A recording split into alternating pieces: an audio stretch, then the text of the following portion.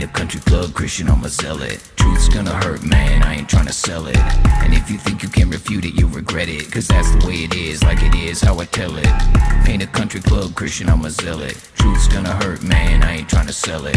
And if you think you can refute it, you'll regret it. Cause that's the way it is, like it is, how I tell it. Okay, firstly, I gotta address apologetics. It doesn't make sense, I'm not sorry, I don't get it. The fact that he was crucified means that we're all indebted. We should demand to have a culture that doesn't soon forget it. Every knee shall bow, every tongue shall confess it. Christ is king, listen up, get the message. The time is short, the deception is impressive. The church itself is corrupted and wretched. They preach about grace, no righteousness expected. God gaze at the pulpit because the sin is accepted. The devil calls, they don't even try to reject it. They're employed by Satan, they are tax exempted.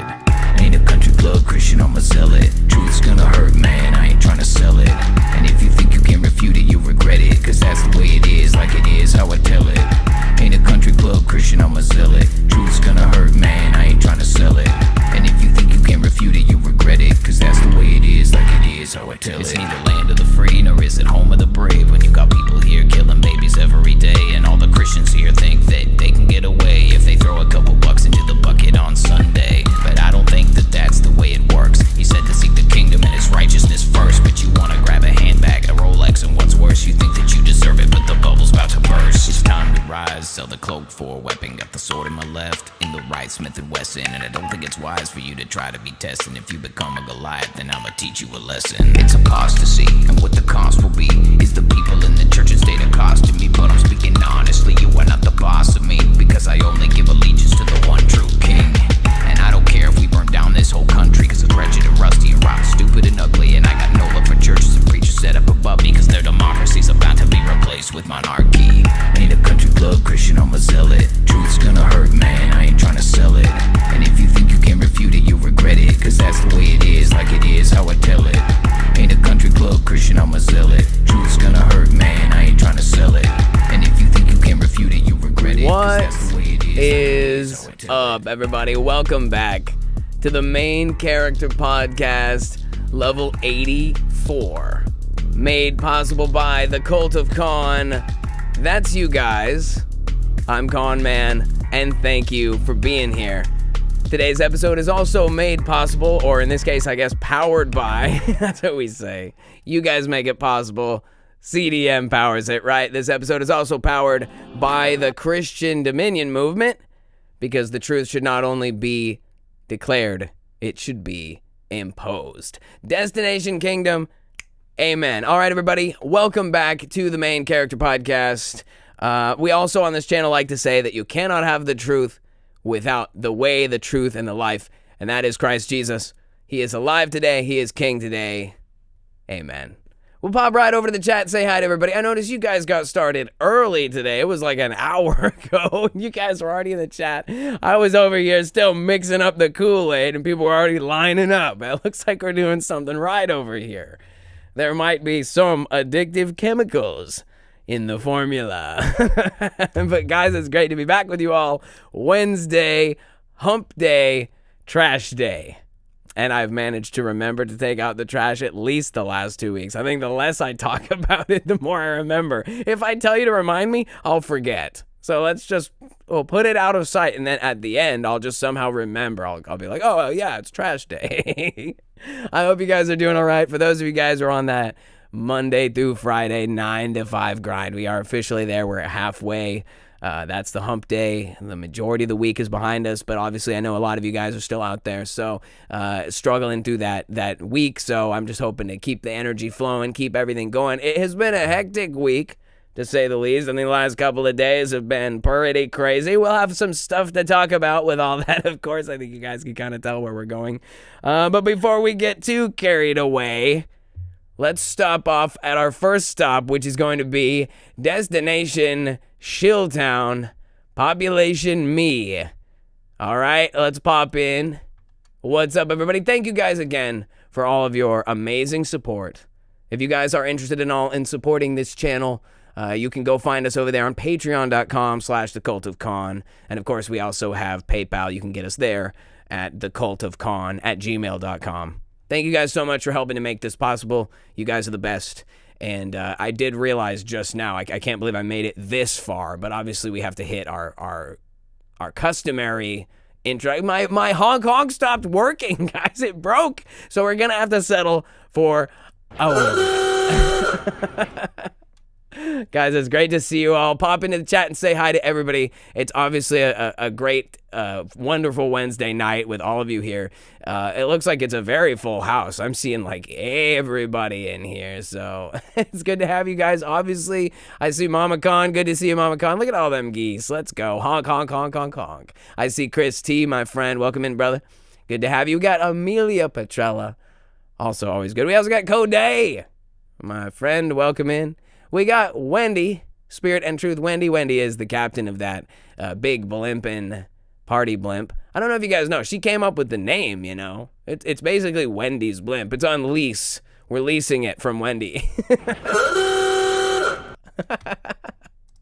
We gotta have more seats. The bus isn't big enough. There's now too many Kool-Aid weirdos lining up outside the stand before it opens. Cage Fighter, good to see ya. We got Jesse Pierce. Welcome in. Precision Rifleman, my friend. Good to see ya. I gotta go the other way. Oh, we got Doctor Who as well. Doctor Who Manuel in the house. Another one of our great moderators over here. I also see Pearl. Good to see you, Pearl. For some reason, whenever I see Pearl, I want to like say "R" or something. Like, good to see you, Pearl. R, because it's Mr. Krabs. That's what it is. Me daughter Pearl. Anyway, sorry. Now I'll never get that out of my head. We got a little seasoned and spicy. That is Jenny Layton. Good to see you as well. Honk honk, big honk energy. I've got to be going the other way. I see Brother Aaron. Good to see you, Eyes for Truth. Welcome in. I need to be going this way. I'm literally scrolling backwards. Oh, I did not miss you. Good to see you, Jillian. Welcome in. We've also got Mike Jones and Kathy32. Welcome in. Can't forget Brother Bruce and Hawkma, my good friend. So good to have you guys, really. We got Sammy Parker Fox in the house. Good to see you, Sammy. Welcome in. We've also got Mad Paximus. And I think we're doing well. It's like all of you guys are here tonight. It's really good to see you guys. That is a full party bus. That is, of course, we have plenty of Kool-Aid to go around. We got Robert Allen. Welcome in, my friend. And I think we're just about, is this the head count? We don't want to leave any students at the museum today. We were just in Shilltown. That's a terrible place to be. They'll rob you blind over there. Ask me how I know. Colt. Good to see you, my friend. Colt off. I think you should still change your name to Colt. I think it would be good. Colt, bro. We got John McClure. Good to see you, my friend. Welcome in. That was almost like Trump. We've got John McClure, one of the best. It's so typical. You know, it's great. And we also got Angela O in Texas. Welcome in, Angela. Good to see you. It's great. Trump is an endless source of content. You could have a channel that was just all about that guy. I know there are people that do. All right, hey, let's talk about tonight's episode. Starting with the thumbnail. This is a special one tonight. This is shoot first, ask questions later. Anyway, so this is pretty cool. Obviously, Terminator.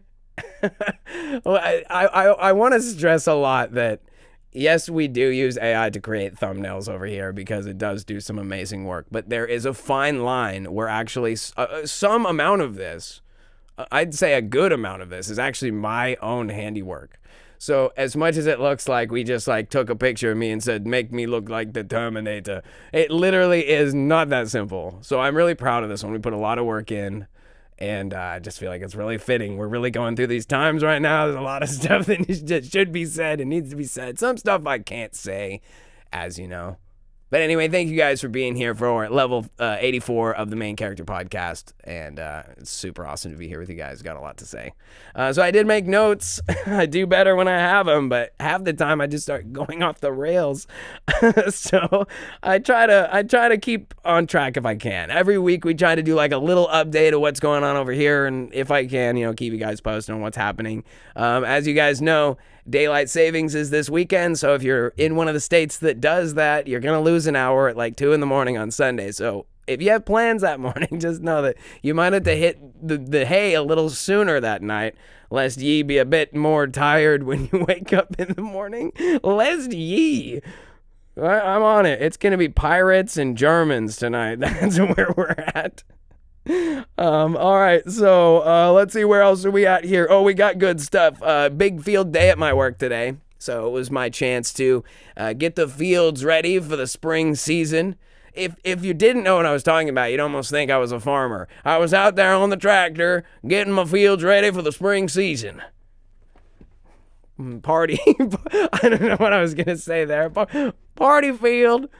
It's another yeehaw, though, because it's still like it's party wagon. Yeehaw. All right, speaking of fields, I do have something special to share with you guys, a product of yield, so to speak. One of our up-and-coming shirts, I thought it would be really cool just to share with you guys. I had a mock-up made earlier for what I think is the most exciting shirt that's coming out really soon with the new merch store and stuff that I've been talking about with you guys. So check it out. We're looking at the new CDM t-shirt, Fear God, Not Corn. And I'm really excited about it. Here, we'll blow it up a little bit so you guys can get a better look at it. Yeah, I'll give you guys a second to check it out. Pretty awesome, totally homemade. We spent a couple hours putting this and a few other designs together, and we should have actual t-shirts in the not too distant future. We're working on getting that set up with everything that's going on. Lots of fun stuff coming in the future, but I hope you guys are excited for that. I'm totally going to buy that. I'm totally going to wear that. It's part of the whole new line of CDM and assorted merchandise that's kind of like related to the Culticon, CDM, and our community. There's some other shirts that are like, some Awooga stuff and here, this, there, and the other thing, you know what I mean? But yeah, very excited. I hope you guys are as excited as I am about Fear God, Not Corn. So you can expect to find that in the merch store in the very near future. I can just see myself wearing that shirt on any given day. I really am usually like a black t-shirt guy, as you can see. I usually wear like all black, or like sometimes I like to wear a white t-shirt. It's comfortable to have like a clean white shirt. It makes you feel like you're like okay in life, But that heather gray, dude, yeah, so we'll probably have it available in that exact color because I just feel like it looks good with the contrast and everything that's there. Very excited about that. Welcome in, Linda. She says she's just pulling in, so you're a little bit late, but no worries. It's becoming a party train. You just kind of hop on whenever, like a trolley, So let's see where we're at. Super excited for that shirt, guys. Excuse me. Ladies and gentlemen, I do need to the war has begun, ladies and gentlemen. The war has begun. And we'll just say at this time, just 2 days ago, I began a first strike campaign against the #1 state sponsor of terrorism in my backyard. And no, I don't mean the state of Iran. I have been invaded by ants in the last 48 hours. And I was just going to try to ignore them, but they came into my room. They came up through the floor. I was sitting at my computer trying to do something. They're like crawling onto me. And I'll tell you, man, I'm all about leaving people to do whatever they want to do. Do whatever you want, my friend. But as soon as you're interrupting the sanctity of my workspace, they're stinkers. Those ones that like you squish them and they smell horrible, like releasing pheromones. Nevertheless, they are a despicable and greedy race. And it stands to reason that they must be eradicated. Their usury and illegal banking system can no longer be tolerated. And therefore, I have arranged to eliminate them. So I created this sugar bait. I'm calling it food aid. Last couple times, it was like 2 or 3 seasons ago, we had this problem, and I put out a little thing, and it said free vaccines on it. Anyway, this time, we're delivering it in the form of aid. Food aid. It's like the smallpox blankets of this generation. Sorry, that's really a terrible way to put it. Come get your golden organic granulated turbinado cane sugar now. Free of charge. If you would like a warm shower, it would be my honor to escort you to the nearest vacation camp. I'm sorry. I'm losing it already. Hold on. I gotta try to get back on track here. Oh, okay. Their greed will be their downfall. Ultimately, I fed them a pile of cane. It was this turbinado cane sugar, and I mixed it with a little bit of water, just a little sugar water, so they had a vat, and they sucked it all down yesterday. And then today I delivered them a little pile of granules, and in the granule it was not water, it was taro ant poison, a very strong amount of it. Like, I'm just gonna keep going, all you can eat, guys, because that's it. They crossed the line. I know what must be done. I'm sure that some would try to say, well, they're just trying to feed their families. But yeah, I noticed that I started having connection issues. I'm seeing it happen right now. I'm like, my connection is buffering. I could see it happening because I've already started saying things I'm not supposed to say. Then their multi-generational Talmudic banking habits. Oh man, you guys are so funny. Wendy, she's literally quoting that monster from Men in Black. Okay, I'm good. I'm glad it's not happening on your end. I was having some kind of system. I just assumed it had something to do with my references to the warm showers and such. Anyway, in actual news, there have been some revelations of late. Lots of news lately, as you guys can probably imagine. Let's see, Epstein. Why are you still talking about that? Why are you still talking about that? I mean, it is kind of funny. As much as we tried really hard to keep the topic on par, like, we got to get to the bottom of it. We must hold these people accountable. Heck, they will stop at nothing to change the narrative. I was actually wondering, how far is this really going to go? What are they going to actually do to prevent us from having a real conversation that leads to accountability and justice? Because that's really what it comes down to. It's kind of a universally agreed upon thing that these dangerous predatory individuals should be held to account for what they've done, and anyone trying to protect them and cover them up is complicit and involved in making them equally as guilty and equally as deserving of justice. But of course, now we're distracted, as am I.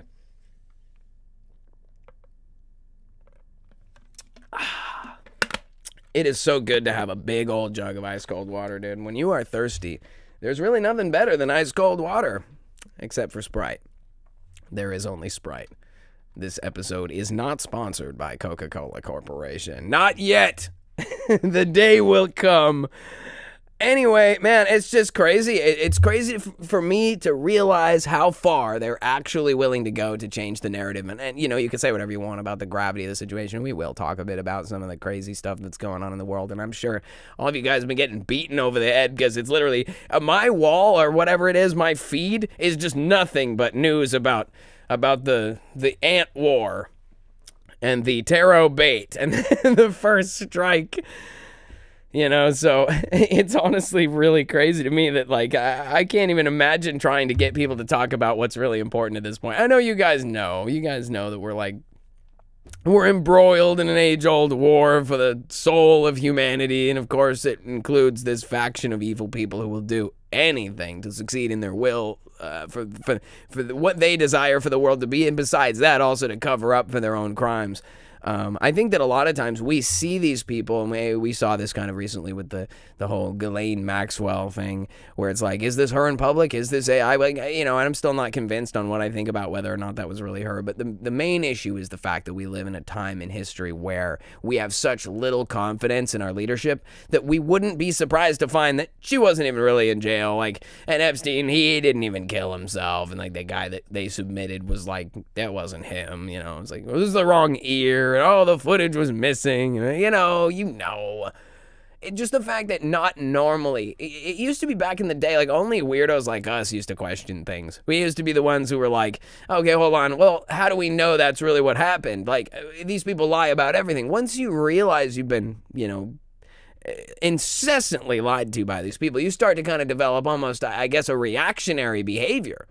And I think that we've seen some of that as well, where like almost we went from being sheep led to the slaughter to being so non-compliant that we won't believe anything now, not even what we see with our own eyes. I think there's an amazing example to point to for that, which would, in my experience, well, what happened here?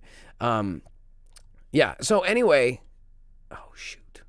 Of course, I'm just screwing everything up. Don't mind me. Oh, I've got something for you guys. So we talked about this, and we've seen this going around lately. It's not something that I think that I have the conclusion about, but I think you guys should listen to this, because last week on Ceiling Fan Man, we talked about the whole weird Jim Carrey thing, and it was weird. And so, like, I think this video kind of gives a little, like, I think a summary of the situation, kind of a second look at it. And let me know what you think, guys. We'll check it out and kind of mull it over really quick. Have a bunch of plastic surgery? Is this not Jim Carrey but makeup artist Alexis Stone, or is it something more sinister? Let's get to the bottom of it.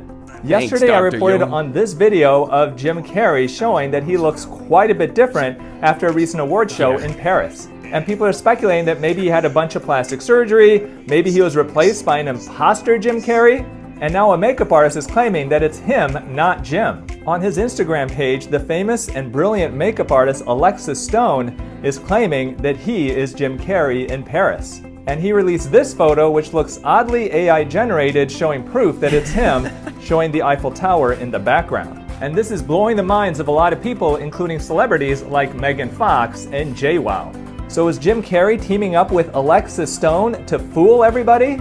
Well, Alexis is a brilliant makeup artist. You can see by this version of Jack Nicholson and this version of Glenn Close that the makeup artistry is quite impressive, but they don't look exactly like these celebrities.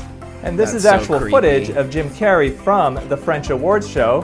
And if you take a look at his face, he does look different than the Jim Carrey we're used to, but not as extreme as the photo and the video that I just showed you as well. This does look like Jim Carrey, and it does not look like somebody wearing a bunch of makeup to look like Jim Carrey. I mean that. And here's Jim Carrey from about a year ago, looking basically the same as he does in Paris, except in Paris, he was holding his eyebrows up a bit more, or they were higher. So in my opinion, it does appear that Alexis Stone is trying to pull one on us, saying that this is not the real Jim Carrey, and it's Alexis Stone. This photo of Jim Carrey being shared online, including in my last video, does appear to most likely be either doctored or created by AI. Now in this video that I shared yesterday, you can see that there is obviously a filter on it causing him to look like he doesn't have that many wrinkles. So I stand by my earlier statement that I believe this is the real Jim Carrey, but he has had some plastic surgery. You can check out my last video on what plastic surgery I think that he's had. What happened to Jim Carrey? Okay. Well, chat, what do you think? You think it's the guy or not? I'll tell you that last image. I'll keep it up on the screen for a second. This last, the thumbnail, like where this almost looks like some sort of weird hybridized Keanu Reeves, Ryan Reynolds, Jim Carrey. Like it doesn't. He had like a weird that guy on the left is not that person on the right. Let's just clarify. He said that's AI. Maybe it is. That's the scary part of where we are in history right now. You don't know what's real anymore. That's why I think it's the most important thing that we cling to what we know is true. There's this gospel song. I love it so much. It's so beautiful. It's I believe in a hill called Mount Calvary.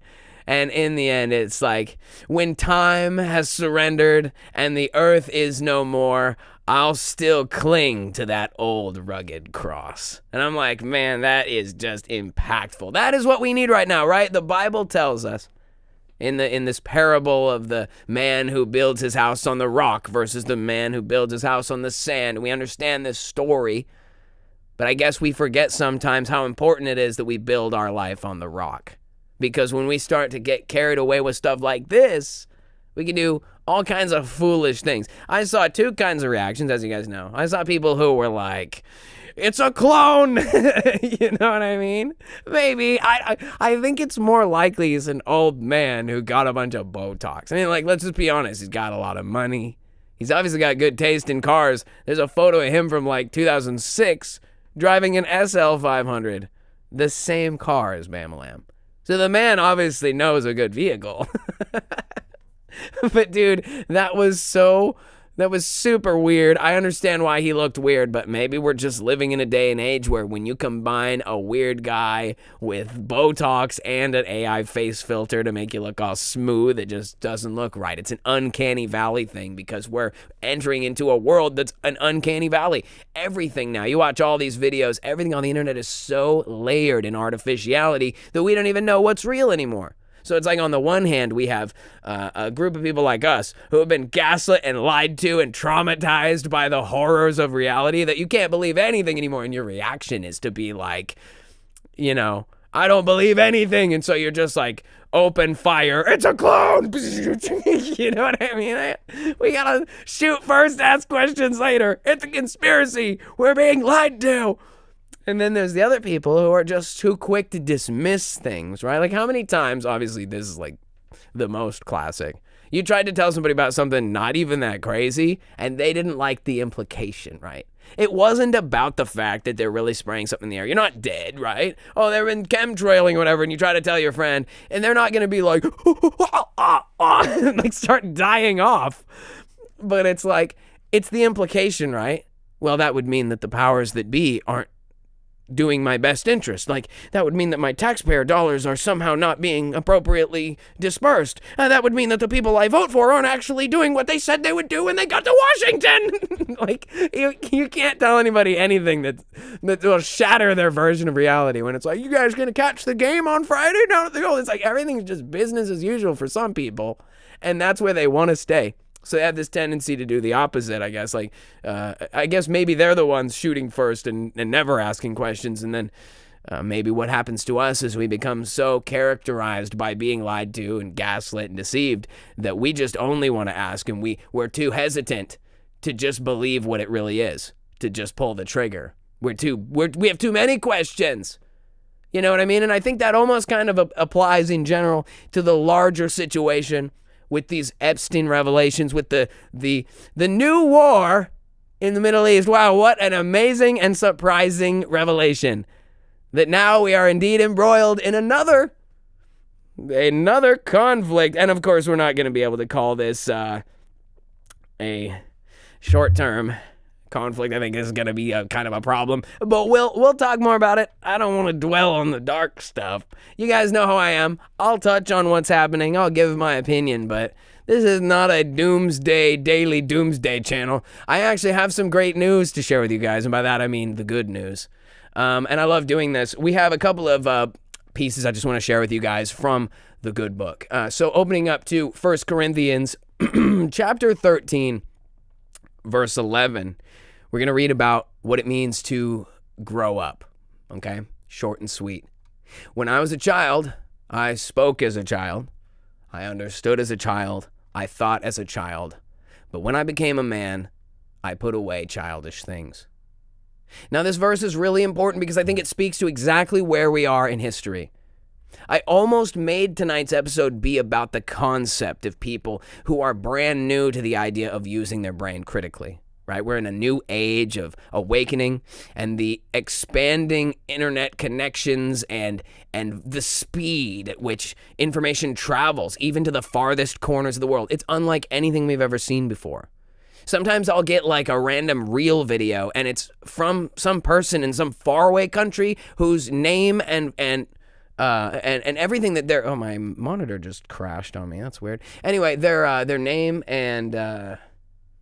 description of the video and everything's like in some completely different language, and just the fact that we're connected that easily with people in complete distant reaches. I mean, it's in one way it's detrimental because it allows the darkness to spread via these platforms, all the degeneracy that's going on, but at the same time it also allows the truth. And so the changing tides are palpable in this age, where when something happens, the skeptics announce their skepticism, and it travels across the internet at lightning speed. And so this is where we end up with, like, Jim Carrey's been replaced with a clone, and, like, you know what I mean? It's like, I think that what we need to do is we need to be mature. This is, I think, the call that I've been trying to make to not just to you guys, but I mean to all of us, not to say, you're immature, you won't grow up. But no, it's like, we've lived all our lives under the oppressive thumb of this overarching system, this multi-generational, Talmudic, satanic, cult criminal mafia that's no longer conspiratorial or insane to say that. It's now quite simply the best way to explain our current situation. I mean, right? It's like, there's a cult. I've heard people say there's 9,500 people that are like the center to this whole thing. I mean, that's a lot of people. 10,000 bad guys is a lot of bad guys, but I mean, there's millions and millions of good people in the world. Like, that's the thing we need to remember, even though we see these stories of trauma and drama and suffering and BS, that most people are just trying to live their life, and they coexist with each other, driving on the right side of the road and not trying to crash into people or run people over. You know, most people are decent people. You know, nobody's perfect. We're all sinners, but it's really this small concentrated group that has been oppressing all of us, and that oppression doesn't just come in the form of taking our money or limiting our freedom or stealing our livelihoods and futures. It's more about crushing our personalities and our souls. All my life I've seen people who have been crushed by the system, whose individuality and personality has been pressed out of them by this need to adhere to the requirements of this beast system. And I feel bad for people. You know, I start to find myself getting older and older, finding more and more white beard hairs. So I'm obviously growing up, and I think to myself, why haven't I turned old yet? You know, why haven't I become crushed and normal? And it's because I realize that I'm not going to be. The system cannot crush me because I've been set free by the kingdom, God's kingdom. And Christ Jesus, you know, obviously, who is the ultimate chain breaker. But the long story short is that we've all been oppressed, right? And this oppression makes us feel small. It makes us feel weak. It makes us feel stupid. And most of all, it makes us feel like kids. Like that we don't have the authority over our lives. Like we don't have a say in what happens. And even the most, I think, ardent resistors to this paradigm, people who I like to listen to, like I really like listening to that Owen Schroyer guy. And I say whatever you want to say about him. I know he was with Alex Jones for a long time, but they're not on good terms anymore. And I would imagine it's probably because of the revelations that Owen talks about now, about noticing and the fraud and everything. You know, he's disavowed Donald Trump, and he's been pretty much, you know, anti-Israel the entire last year, or, you know, however long it's been since he came back. And that's kind of, I think, the reason he's no longer involved with InfoWars. But, like, you know, I see a guy like that who's really driven. He, you know, the Owen Report is his channel. I just pick up this feeling like he's got that classic old school journalism in his heart. Like, he wanted it to be like, oh, it's the Owen Report. I'm going to report what's going on. We got to get to the bottom of this. Like, like that's a truth seeker. Like, journalists were the OG truthers, you know? And I know Owen was really disappointed to find out how crappy the whole thing really was, but he's a really driven and compelling guy when it comes to how much work he does. He does like a multi-hour show every day of the week. I couldn't even do like maybe 2 of these. I mean, maybe if my life was this, but he puts in a lot of work, goes through a lot of crap, and I know he's like geopolitics guy, and that's not for everybody, and it's really not what we want to get caught up in anyway. We'll talk more about that too, but I see people like that, and their best fight is to call out the problem and point to it and be like, why isn't someone doing something about this? Like, why aren't you want to call mommy? Like, that's the attitude. I know that sounds mean. I'm not trying to diminish Owen. I think he's a good guy, but it's like we've been trained to be so small and so childish that when we see something bad going on, it's like, okay, well, make sure you call 911. And it's like, people don't understand. We are 911. We are the adult in the room now. When we're looking at the situation, this is our inheritance. In 5 seconds, all these geriatric Satanists are going to be dead, and the next generation has to take over. And that means you who are alive today. I mean, you can be older. It's not that. It's about a system that is expiring. And we're going to be the inheritors of the problem. And all of us keep looking around like, well, who's going to do something about it? And I'm like, I want to get everyone on the same page.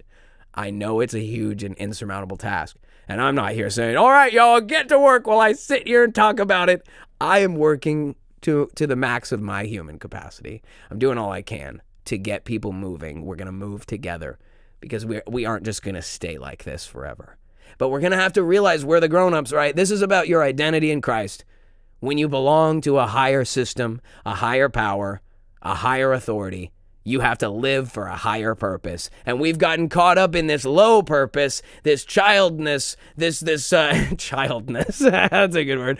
They have shrunken us down to helpless children when we are in no way helpless children. And as long as we believe that, we stay trapped in the paradigm. And all I'm saying is we need to grow up. We need to understand the value of our position as people in the kingdom of God, and we need to understand our capacity as adults. I've said this before. You guys all go to work and pay your bills. You guys are all people who have trudged through the struggles of life, whether it's your car breaking down or your house catching fire, losing loved ones, and raising kids, and bringing people into the world. And everything that you guys have done collectively, every one of you guys have lived your life and have done things that are probably greater than the things I've done. I managed to slip through the cracks, I think, getting away with not a lot of responsibility. But it's like, here we are in the same boat together. We all know what must be done. So how do we get people like Owen and everyone else to say, hey, what do we do? Not just someone do something. I think it's okay. Owen should call it out. And then we should know what's the next step, and we should all be that way. We need to be that way. So we need to understand what it means to grow up and what it means to take on something bigger than just the simple, easy tasks that we're given. We know that becoming believers and taking on the mission of following Jesus is a big deal. It's not necessarily an easy ride. So opening up here then to the book of Hebrews, chapter 5, looking at verse 12 through 14, it says, "For though by this time you ought to be teachers, you need someone to teach you again the first principles of the oracles of God. And you have come to need milk and not solid food. For everyone who partakes only of milk is unskilled in the word of righteousness, for he is a babe. But solid food belongs to those who are of full age, that is, those who by reason of use have their senses exercised to discern both good and evil." Now, this is another call for spiritual maturity. And I think that when I talk about stuff like the kingdom and our responsibility to serve in the kingdom on a true, actual, palpable level, this is what the Bible says. And it's a spiritual maturity. When we were kids in Sunday school, we thought you just pray that Jesus enters your heart, you're saved, and job done, live your life, have fun, Well, what's life about? Oh, go be a fireman or whatever, be an astronaut. And we allowed ourselves to be squished by church industry the same way the government squishes us as people individually. So our spirituality was made immature by an industry of fake church that has deliberately kneecapped the entire population. So again, when I say stuff about calls to grow up, I'm not just saying you guys need to grow up and get like me because I'm so smart. I'm just saying we are aware of the fact that it's somebody's job. And we can't keep pointing at all these people who don't know the Lord, who don't have a higher purpose, who don't know their identity in Christ, and be like, what are y'all doing about it? It really is the adult in the room, the people who are having that spiritual meat of the word, and that is a lot of times taking on a higher purpose in our actual life, whether it's the way that we live or our purpose in seeking the Lord. It goes from just being a Sunday church seat warmer to a real lifestyle and a real mission. And there's more to discuss about it. If we open up the book of Proverbs, I have a piece here called The Value of Wisdom. And we know that wisdom comes with age and time and experience and learning and growth. And these are actually, I love this, but these were actually pulled from Sunday Service Season 2, Episode 1, Discernment. And I'm going to give you guys the link to it. Why not? Because you guys should be able to check this out sometime if you want to. Why not? Why not? Boom. There it is. All right, back to business. So in the book of Proverbs, chapter 2, beginning in verse 1, the value of wisdom. "My son, if you receive my words and treasure my commands within you, so that you incline your ear to wisdom, and apply your heart to understanding. Yes, if you cry out for discernment and lift up your voice for understanding. If you seek her as silver and search for her as for hidden treasures, then you will understand the fear of the Lord and find the knowledge of God. For the Lord gives wisdom. From his mouth come knowledge and understanding. He stores up sound wisdom for the upright. He is a shield to those who walk uprightly. He guards the paths of justice and preserves the way of his saints. Then you will understand righteousness and justice, equity, and every good path. When wisdom enters your heart and knowledge is pleasant to your soul, discretion will preserve you, understanding will keep you, to deliver you from the way of evil, from the man who speaks perverse things, and from those who leave the paths of uprightness, to walk in the ways of darkness, who rejoice in doing evil and delight in the perversity of the wicked, whose ways are crooked and who are devious in their paths. Now, I think this is important of what we're speaking about tonight because it ties into what I was saying earlier about the difficulty to decide. When you're a child, you don't have the kind of life experience to be making big life-altering decisions. That's why we leave it up to our parents, we leave it up to the teachers and to the authorities, the people who have been around for a while, people with maturity, people with wisdom. They get to be deciding what's for dinner. Candy for dinner? No, probably not, you know? And I can understand that because as a kid, candy for dinner sounded like a perfectly good idea. I would be on the shoot first, ask questions later about how I'm going to feel after I eat candy for dinner. I will find out about the repercussions of candy for dinner later. And that is an immature mind. And so if we're talking about the importance of handling situations like, oh, Jim Carrey's a robot, or Jim Carrey's a clone, or Jim Carrey's a guy in a mask, those situations, we got to be this way about it. We've got to be spiritually and mentally, personally mature. And that doesn't mean crushed. That's really what I think is so important, is that we understand that you can be mature, you can solve complex problems, you can be the leader of a house, you can be the leader of an organization, you can change the world and be goofy and be funny and be imperfect. Okay, it's not about being some kind of a legend before man, some infallible thing, because there's nobody here who is that. And the pride of that person will be their downfall, to think that, oh, one day, the more perfect your reputation is, the more it hurts when you screw up. You can do 100 things right, and it's that one thing you do wrong that trips you up, so it's okay to be imperfect. I'm not saying make mistakes on purpose, but just keep in mind the fact that nobody deserves to position themselves as the all-knowing authority. We have to take on our own authority. We have to be responsible for our lives, our things, and you guys have done that in your life. You're no stranger to being responsible. So when it comes to stuff like whether Jim Carrey is a robot or not, we have to translate that same thing, right? We have to be able to approach these complex circumstances, whether it's complex in a way that's just quirky and funny and mysterious, like is Jim Carrey a clone or just got bad Botox and you just want to know, without getting upset, without freaking out, without asserting that it's a clone. And I'm just saying, maybe it is. But we got to find out, right? We have to make a difference. Because when we were kids, we behaved as kids. We spoke as kids. We acted as kids. And I'm, again, not trying to tell you this from a position of a guy who's figured it all out. I'm just saying, let's think about it. Let's not just point at the conflict and be like, why is this happening? La, la, la. Let's point at the conflict and say there's a reason this is happening. Can we articulate it? And can we solve it? And I think the answer is yes. We haven't been given a spirit of fear, but of power and authority and love. And in Christ Jesus, I think we can accomplish anything that he has planned for us in our lives. And I don't think it's the Lord's plan for us to suffer endless deception, deceit, gaslighting, and the crushing of our individuality, of our lives, and of our prosperity and future.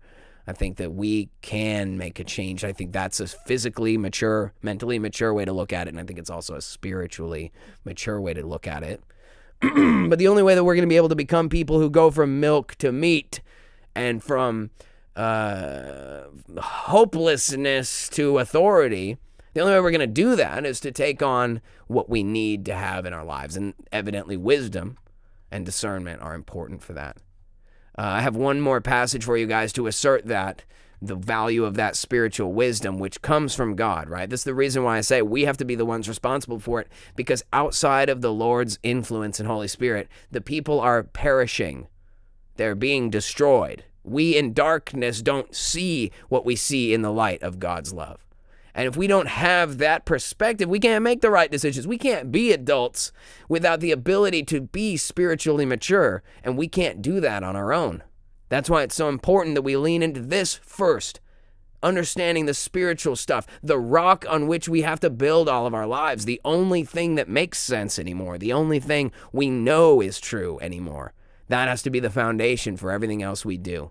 So when we go forward and talk about crazy stuff like the implications of World War III, we have to approach that from not only a firm position on the rock, but from a mature position on the Spirit, in the Spirit, and from a wise, discernible perspective, which comes from God. So here we are in the book of 1 Corinthians, chapter 2, verse 6. It says, "However, we speak wisdom among those who are mature, yet not the wisdom of this age, nor of the rulers of this age, who are coming to nothing. But we speak the wisdom of God in a mystery, the hidden wisdom which God ordained before the ages of our glory, or for our glory, which none of the rulers of this age knew, for had they known, they would not have crucified the Lord of glory." So think about that, right? He's talking about in his time. If they knew what we know, what he knows, then they wouldn't have killed Jesus. None of this would have happened. So they're perishing, they're dumb. Since we know better because of Jesus, because of God, not because of our decisions, but because of what God has revealed to us. Continuing in verse 9, "But as it is written, eye has not seen, nor ear heard, nor have entered into the heart of man the things which God has prepared for those who love him. But God has revealed them to us through his Holy Spirit. For the Spirit searches all things, yes, the deep things of God.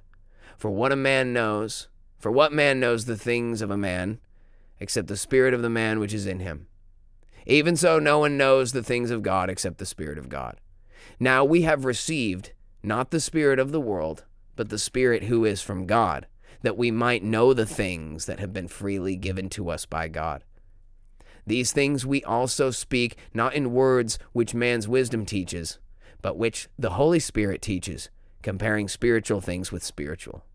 But the natural man does not receive the things of the Spirit of God, for they are foolishness to him, nor can he know them, because they are spiritually discerned. But he who is spiritual judges all things, yet he himself is rightly judged by no one. For who has known the mind of the Lord that he may instruct him? But we have the mind of Christ." Amen. So I think that there's more to unpack and more to say about it, and I think we've done this already, right? We did a whole hour-long talk about that at the beginning of Season 2 of Sunday Service. And again, I encourage you guys to go watch it. It's probably more eloquent than me just banging it over the head on a Wednesday night. But hear me out on this, right? We know we've been squished by this thing, and we yearn to grow beyond it, not just to grow up and be smart enough to discern what's true and what's false in a world of deception, but then knowing when it's time to take action. That's the difference between shooting first and asking questions later. Because sometimes the inclination is to rush to action and to believe what we've been told, to trust the narrative and not ask any questions. That's how we were raised. But then also we tend to become somebody different through experience. We say they lie about everything. They're constantly trying to thrust us into another conflict. They're trying to get us to go in on something that isn't right for us. But because we rush, we jump the gun, we fail to answer those questions that need to be answered. So in our experience, we become people who question so much. We do so much questioning, don't we? Why does this keep happening? We point at the thing, we say, this isn't what we voted for. What are we going to do about this? When is the violence going to end? When is the war going to end? When is this? How much longer can we even sustain this kind of degeneracy? How long until the whole thing just collapses? These are questions that need to be answered, and I am with you guys on it.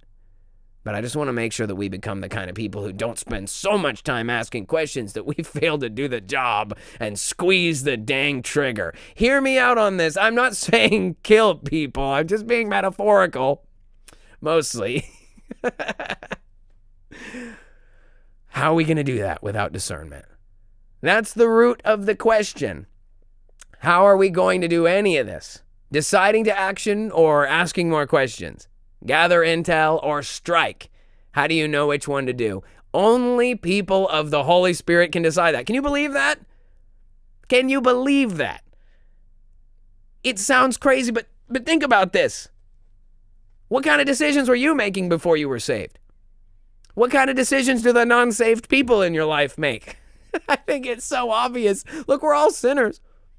But without the Lord's influence on your life, without that kind of discernment from the Holy Spirit, it's easy to make the worst decision ever. Candy for dinner, let's go. You know what I mean? So why are we surprised that the world has so many problems? This takes me back to CDM 101. The world would be a better place if it was run by Christians. And we've talked about to a great length what the difference is between a real Christian taking up their cross daily and following Jesus versus the religion of Christianity, what we often call churchianity.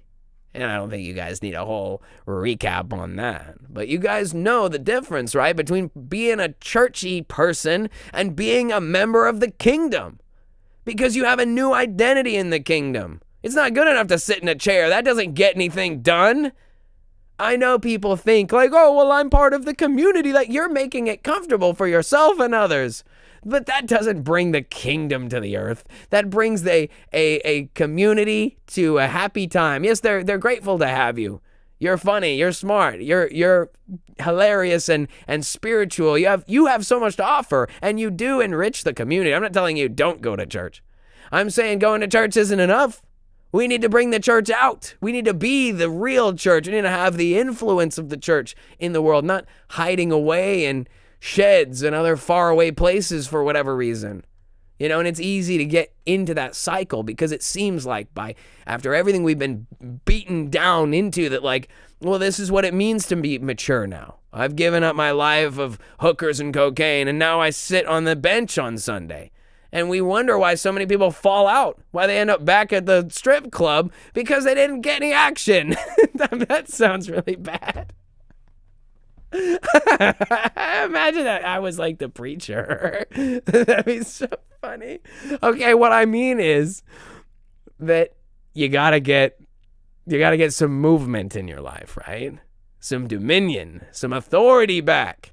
Because that's the difference between being a child lost in the world, stumbling around in the darkness. All of a sudden you have this new identity, this new authority. And it's not just like the emboldening of it's time to go teach the world, like it's time to become a pastor. No, it's more than that. It's this yearning for a purpose beyond just living and dying in the system.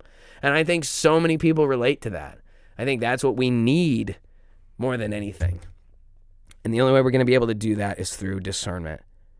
So we know it's not okay to get sucked into fake news media, the story of the day, the trending thing. We need to be concerned about what's actually really important. And I know that it goes along with what I was just saying, that we need movement, we need action. And I know that Jesus is trying to get us somewhere, right? And I think that's why he's so clear about, he says, follow after me. Take up your cross, your responsibility, your burden, your misery. Pick it up and follow after me, he says. And what does that really mean except he wants us to go somewhere? Jesus Christ is taking us somewhere, not just this community, but the whole of humanity, the world. We have a destiny, a destination kingdom. And he wants to get us there. And, you know, unfortunately, the church of today does put too much attention and focus on where we are now.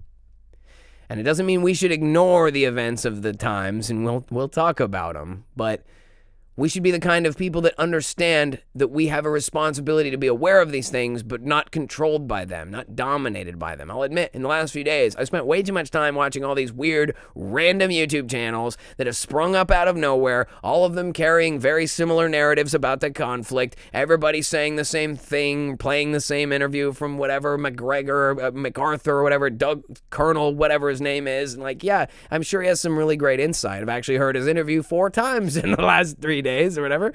But the point I'm trying to make is that you see these channels like 51,000 people watching it live and there's no one in the chat. And it's like, what is this botnet? The internet's fake, man. It's like I was saying earlier. Jim Carrey's a clone. The war's AI. You know what I mean? Like, okay, I'm not saying the war is actually AI, but I'm just saying, right? This is the conundrum. Here we are in this, so it's not just Jim Carrey's face. That's probably the least of our concern. The question is the U.S. Navy suffering catastrophic losses? Did the U.S. blow up a school full of children? Like, this is a compelling time in history, and I'm not laughing because it's funny. I'm shook. It's not chill. Anyway, the church itself is not leading us in this time.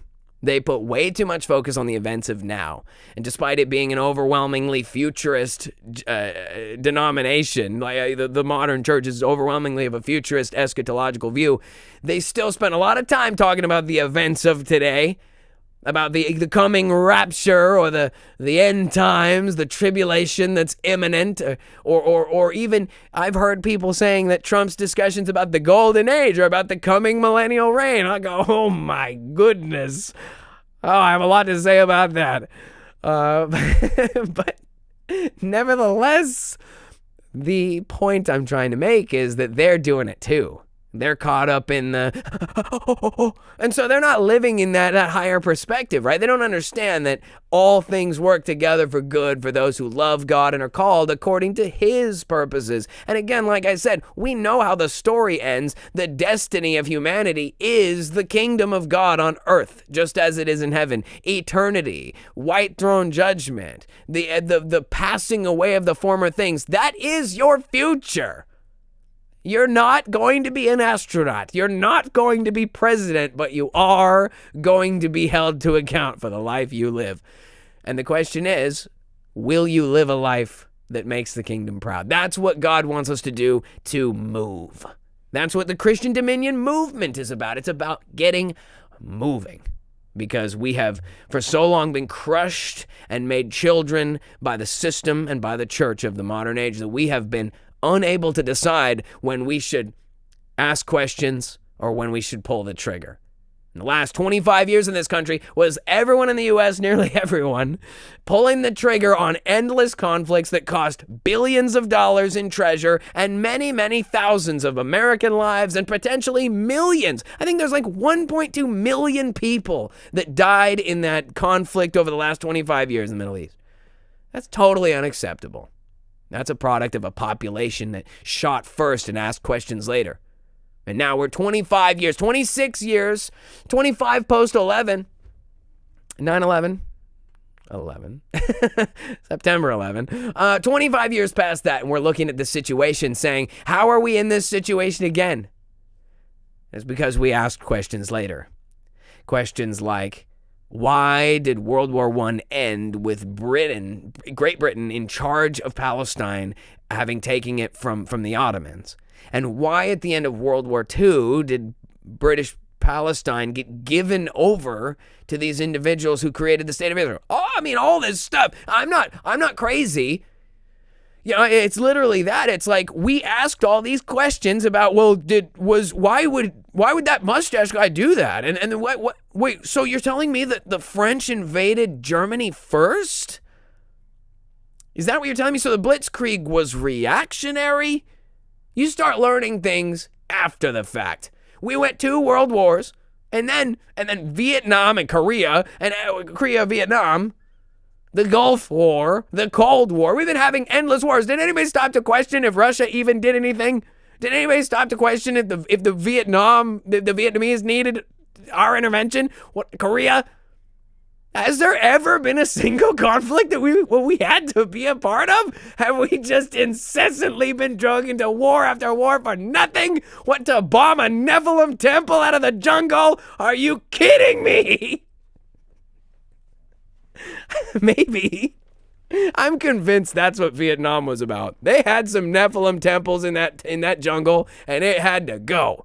So they just blew up the jungle. That's what they were like, let's drop more bombs in World War II on the grass. Nothing to see here.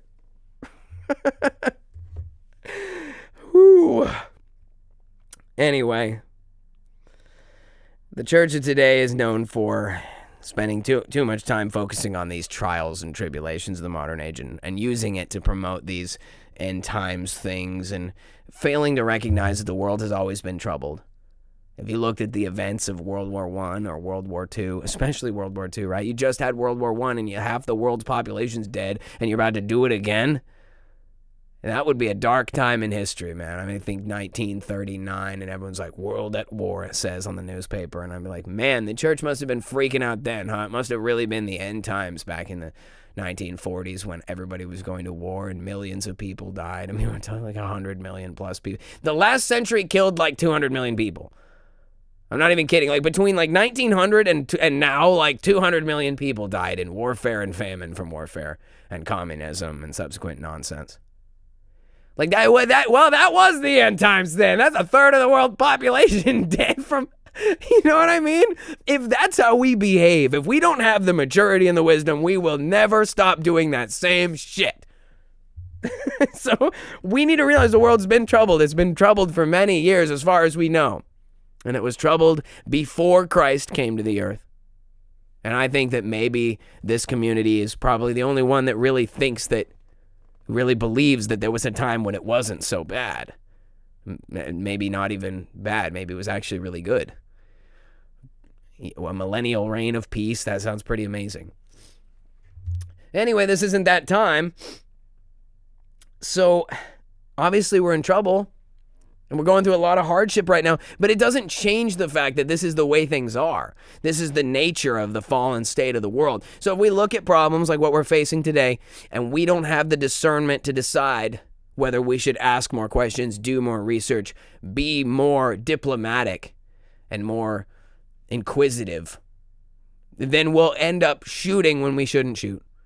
And if we become too jaded and too convinced that everything's a lie, nothing can be believed, and we give up discernment in favor of reactionary behavior, then we'll fail to squeeze the trigger when it's time. And I think that is at the root of all of our problems here. When was it time to squeeze the trigger? I can tell you that America, the people in America, had the lawful authority to overthrow their government dozens of times in history.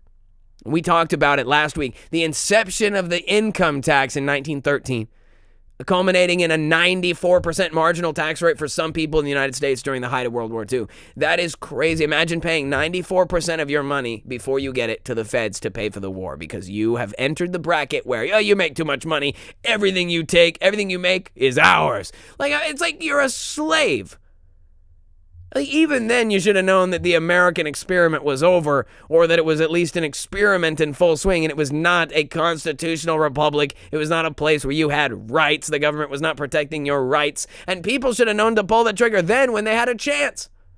If the veterans coming back from World War II had said 94% income tax, you did that to our people while we were over there fighting in that damn trench, while we bled and died for this country, you were at home pillaging our people to make it possible, only to find out when we got home that we fought the wrong enemy. Imagine that. They should have known it. No, they didn't ask any questions.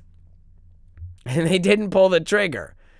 And every generation subsequently fails to understand that it's not about having some bloody insurrection and dying, picking a hill and being killed upon it, though sometimes history is called for that. It's really about us having the spiritual wisdom to decide the right thing to do together, knowing the difference. Because if we just sit here and say, oh, everything will be fine, the rapture's tomorrow, well, that's not going to help us tomorrow when the rapture doesn't happen. You know, maybe it does happen, okay, but we don't do contingency for the good guy thing. You know, it's like you don't put a spare tire in your car in case your tire doesn't pop. Like if your destiny is that Christ comes flying in a cosmic way, wipes out Jeffrey Epstein and Donald Trump or whatever, and then the world's just at peace and everyone's dancing together. Like, okay, great. But what if that's not the outcome? You have given up your responsibility as an adult, as a believer, as an American, as a parent or a brother or a sister or somebody's counting on you, especially God. And it's like, if we're going to be the kind of people that know that, then we have to be the kind of people that move, that take action. People need to learn to stop thinking about their life and instead think about eternity. People need to stop thinking about money and think about actual wealth, right? People need to stop focusing on how everything is currently happening. We need to look at the big picture. Stop focusing on now and think about the future that God promised to us, the kingdom. And if we're going to be kingdom people, it's like, imagine there's a big party at the end of the week, Friday night, guys, CFM, I'll see you there. Imagine we were showing up and it's a formal event. Is your suit pressed? Do you have your little cologne set out? Do you have your shoes polished? Are you ready for the party? If kingdom arrives tomorrow, is your spirit mature? Are you ready to be there and say, oh, I'm ready to live at the standard? Or are you going to be tripping over every curb, constantly being backhanded by guards and stuff because you're doing everything wrong? Wow, you've done this, you've done that, you've done this. You're not fit to live in an upright society. We're all covered in scum. Everyone's going to be looking at us like, why do you walk in here covered in sewage and everyone else is like wearing pearls and somehow like gold clothing or whatever, you know what I mean? Like, let's just think for a moment that it's not that we can just become sinless and perfect. Obviously, that's not what I'm saying. But if we're the kind of people who have momentum, when the combine comes to test to get on the team, that's not the first day we've been on a football field. We've been practicing all summer. And then when it's time to try out, then when it's time to see if we can, run instead of walk, we've already put some laps down. It's not like everybody who's getting there for the first time, the first day on the grass. That's what it means to move. That's what it means to pick up your cross and follow Jesus. Because then when he wants to give you bigger tasks, greater endeavors, harder tribulations, he knows you can take it. Because you've done it, you've moved, you've lived, you've watched world wars come and go. You've never broken in your faith. You've stood on the rock as the waves washed your neighbor's house away, and you stood firm on the rock. And then God can tell you, I have many more mansions for you in the kingdom. Or he can say, I have even greater storms for you to weather.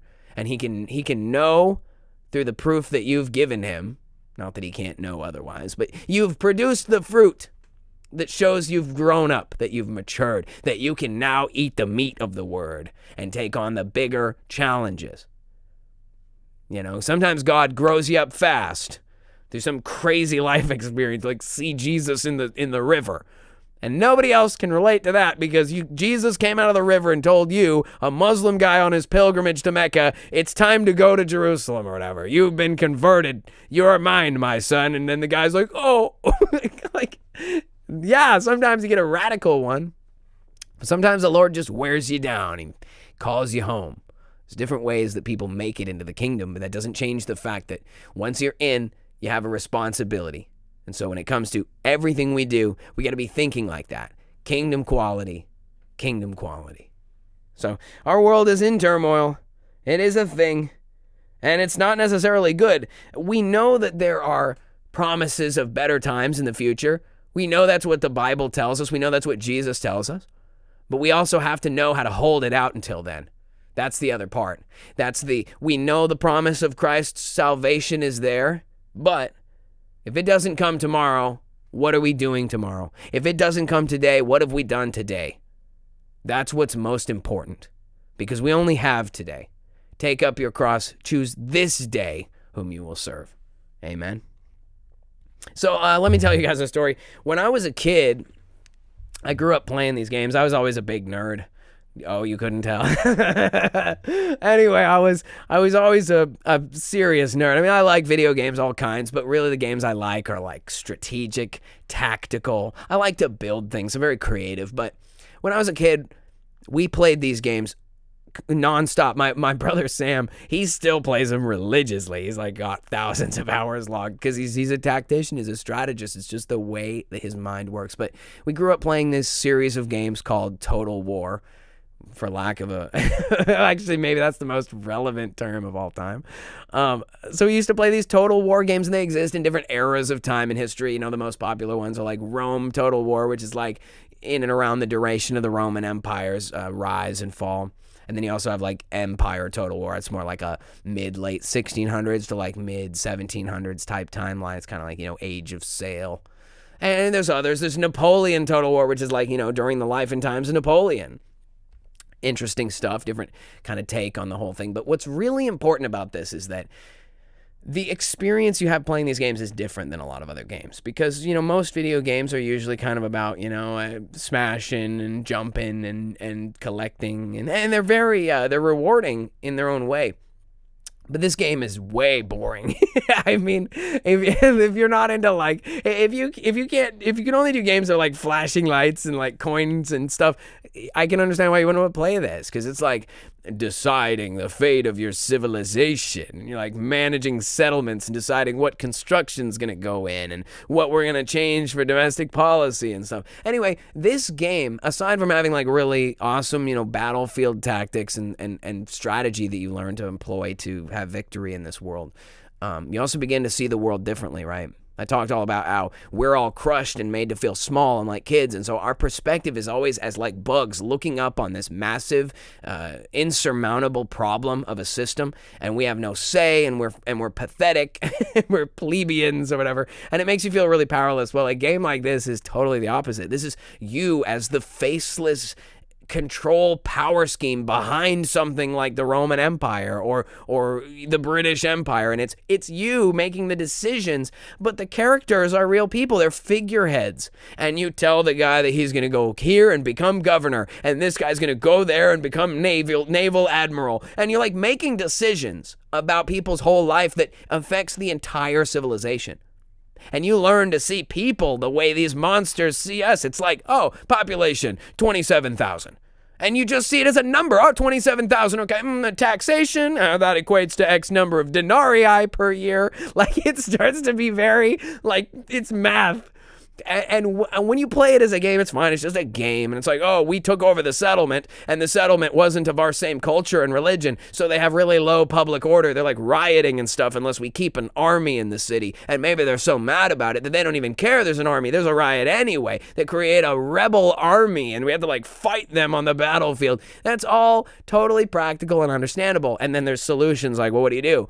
Enslave the population, exterminate the population. Like, these are options. And as the leader, you have to decide, well, if I exterminate everybody, then I won't be able to recruit any soldiers out of there later because there'll be no one because I killed them all. And like, as cold and as heartless as it is, when it's a game, it's just fun. But life is not a game. When you learn to see the world from that top-down perspective, as secular and as cold or, strategic and logical as it is, the reality is that that's how our world is viewed by the people that run it. So when they're telling us that we're going into another war, they don't care what numbers on the screen might think, displayed as a number describing public order out of 100. Public order just hit 61. It dropped to 57. They don't care. They never cared if we liked what they were doing. But that's the reality. You learn to see the world differently from the top down, and you start to say, I understand what they're doing. I understand why they're doing it. And I even understand that there's a purpose. There's a reason this is happening. Whether I like it or agree with it is irrelevant. There are individuals making decisions for the purpose of their own means. They're trying to get their own ends to be accomplished, and they'll do whatever it takes to make that happen. I think when we look at the conflict of our current age, we find nothing more evident than the fact that they are facing recompense for the lives they've lived, the choices they've made at our expense. They are potentially up for accountability. And so in order to avoid that, they're doing everything they can to shift the blame, to distract us from having the real conversations that need to be had, and ultimately, the bottom line of all, taking action, whatever that looks like. And I'm not going to be the one to tell you because I get too close sometimes on the show. I'm like, man, the feds are going to use this against me in court. That sucks. But yeah, I mean, I used to be big on politics. The in and out of the degenocrats and the retardicans. I was all about it. I was, for a while, kind of more of a Democrat when I was a teenager. Kind of weird. I was kind of raised conservative, but I was a punk rocker and kind of liberal in that way. And then, as I got a little bit older, I became more conservative. Right? The rise of Trump in 2016 really seemed hopeful to me. I've spoken at length about how I was brought in by the idea of America first. And, I've since grown beyond that because my allegiance is to an even higher country, a better country than America, believe that. The greatest country on earth, and you don't even know its name. Amazing. But I didn't want to be a politics guy. Like, I even when I started my channel, I used to make these like rants, and I would like get mad about stuff, and I'm like, we need to do this, that, and the other thing, these Republicans, these Democrats, and like Trump music videos and stuff. Like, you know, just trying to find my place in this whole thing. Still immature.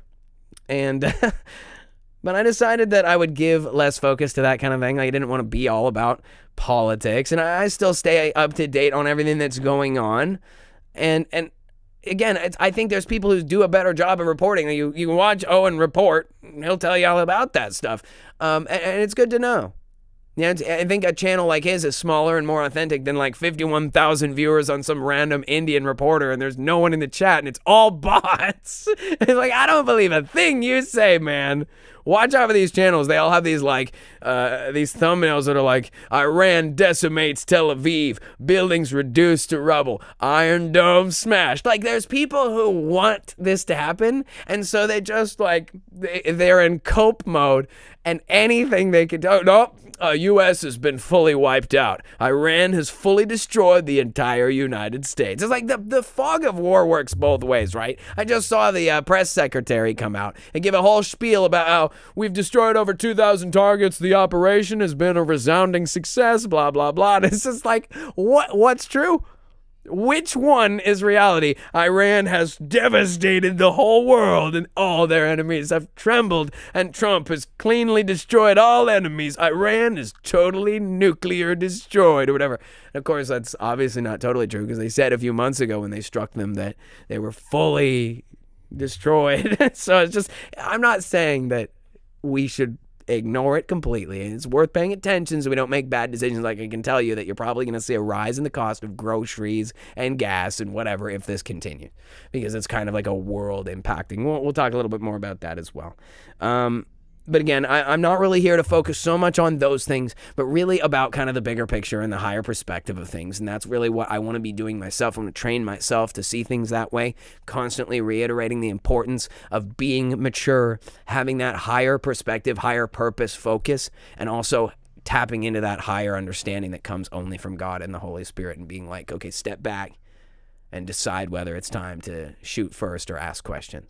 That's really what we have to do. And we're the only people who can make that decision. And that passage really made it clear that the people in the world who do not know the Lord are like blind and dumb. And I hate to insult people like that, but it's the reality of being a lost sheep. I've been there. I had no idea what my life was for. I spent the last 20-something years doing nothing because I didn't know what my purpose was. What would CDM look like now if it was 30 years old and not 6 months old? You know what I'm saying? How amazing could our organization be if we had started doing this years ago? And nobody would have thought, Barack Obama. Like, everything that happened in the last 25 years would have only made it more proof positive that we were on the right track. Oh, they killed Charlie Kirk. Oh, CDM could have told you that. Look at what these people are doing.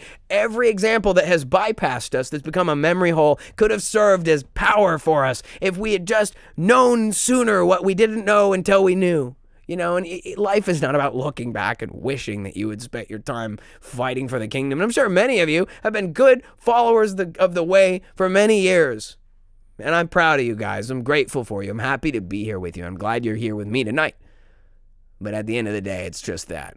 Can't change the past. So we have to think about today. What can we do today to get us to that destination kingdom? And that means having the courage to take on the challenges, even if they seem impossible. You know? And that's what I'm here to do, to show you guys that stuff. Now, I got one for you. And we'll break the... Where'd it go? Okay, here we go. Obviously, we're having some major conflicts, as you guys know. I got something to share with you guys. As you know, Donald Trump. I am the chosen one. Somebody had to do it. So I'm taking on China. I'm taking on China on trade. And you know what? We're winning. I'm the chosen one.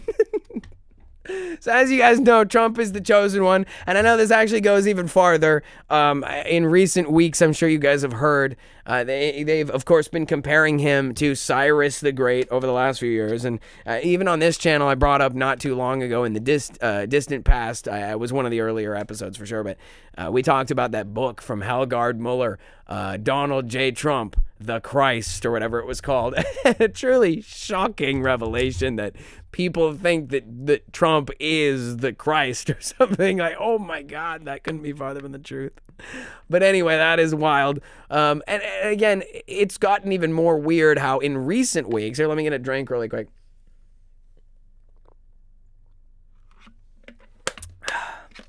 They've been calling him the Prince of Peace. Can you imagine something more blasphemous than that? Not just the fact that this swollen blackguard, this absolute sack of crap, equating himself to the actual Messiah, and even allowing that. Imagine if I was up there and someone was like, Con man, CDM's been so instrumental in reshaping the face of the modern world. It's 2035 and the world is at peace. Con, you're just so great. You're the Prince of Peace. And I'd be like, I rebuke that. I rebuke you in the name of Christ. Don't lay that on me. Don't do that. What's wrong with you? You would think that that Trump would be like trying so hard to be like, if you had any respect for Jesus, you'd be like, no, like don't even, like you'd want to be like, you'd be for shame that anyone tried to compare you to Christ in his infinite glory and holy awesomeness. And to allow yourself to be referred to by anyone as the Prince of Peace for even a second is wholly shocking. Which is just crazy. It's actually funny. Sam, my brother, and I, we used to make jokes all the time about how Trump got increasingly more like, as the mask increasingly came off over time, and he became more and more just like Netanyahu's puppet and stuff. We used to joke all the time. I specifically used to say this. I was like, Donald Trump will declare himself God in less than 2 years. I used to say that, like less than 2 years ago, I used to say that. And when we saw that article about him being announced as the Prince of Peace and that people were calling him that, I was like, well, there it is. In a way, he has declared himself God. So I just thought that was so funny. The chosen one. I'm the chosen one. So I'm going after China. Oh man, the geopolitical ramifications of the fact that that's probably true. Yikes. So yeah, that's all crazy. I can't believe that. I'm actually hearing, and the intel is probably bad, but that's why I'm here, because I'll just tell it to you. I don't take any of this that seriously. It's like whatever. It's not gospel. So yeah, rumors in the military actually that there are like high-ranking officers who have sent down the pipeline that this war in Iran is God's chosen war to bring about the return of Christ, and that Donald Trump has been ordained by Jesus Christ himself to set about the events that will bring about his return. that there are actually people, I don't know if it's true, but this is more of that, like, you don't know what's real and fake anymore. But once the world has become so unhinged, like that movie Idiocracy, he's like looking out the window and the buildings are like duct taped together and stuff. I know you guys have seen that. That is more viable than this. Like that is like, oh yeah, that makes more sense than this. And the Prince of Peace is over here, bringing about the end times events. It's weird. It's like a weird accelerationist cope. They're like, well, I know there's no temple in the Middle East or anything yet, but Trump's bringing about the events that are bringing. It's like they want Jesus to return so bad that they're like, oh well, if Trump starts World War III, at least Jesus will come back. That is wild, man. I think that's so crazy. But ultimately, man, I think that what makes Trump the most of a slime ball is the betrayal, and say what you want to say, but, even though I've been an imperfect man all my life, I've always been a man of my word. I believe what I say I believe, even if I'm wrong and I change my mind later. I'll at least tell you that. I don't always get it right, but I'm being honest about it. And if I tell you how I feel and I change my mind, you'll be the first to know. But man, Trump really sold people a lot of lies. I'll tell you, I bought it at first. I even kind of started to get to the point where I knew he wasn't good, but I didn't think he was this bad. And I don't just mean bad as in villainous. I mean bad as in low quality, low effort, low integrity. I don't even know how else to explain it other than the fact that he spent so much time talking about how bad it would be if Obama went to war in Iran. And he probably started a war in Iran just to change the subject or whatever. Like, he literally used to call this out as the weakest and most pathetic course of action because you can't use diplomacy. You don't know how to talk to people. You don't know how to be a deal maker. You only know how to swing like a caveman. Like, that is Trump's position historically. Especially considering Iran. I know that people in America are kind of generally ignorant, and it's not anyone's fault. They don't teach us anything.